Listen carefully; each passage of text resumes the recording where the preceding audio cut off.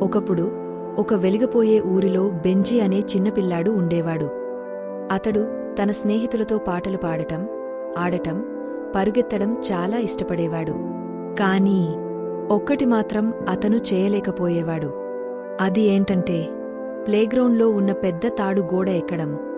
ప్రతిసారి ప్రయత్నించేసరికి అతను జారిపడిపోయి కిందపడేవాడు. ఇతర పిల్లలు ఆ తాడును సులభంగా ఎక్కిపోతుండేవారు.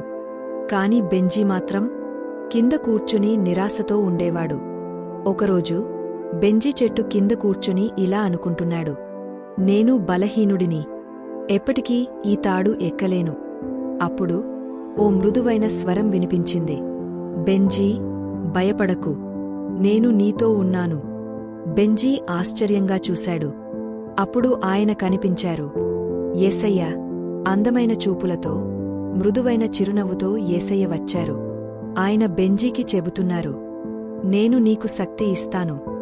మళ్ళీ ప్రయత్నించు, నన్ను నమ్ము. బెంజీ హృదయంలో కొత్త ఆశ వెలిగింది. అతను నిలబడి ఆ పెద్ద తాడు గోడవైపు చూశాడు. 1 మెట్టు, 2 మెట్లు, పట్టు, ఎక్కడం, గట్టిగా పట్టుకోవడం, ఎత్తెత్తున ఎక్కుతూ చివరికి బెంజీ పైకి ఎక్కిపోయాడు. అక్కడ ఉన్న పిల్లలంతా చప్పట్లు కొట్టారు, ఆనందించారు. బెంజీ పెద్దగా నవ్వుతూ అరవాడు, నాకు అయింది, నేను సమస్తమును చేయగలను.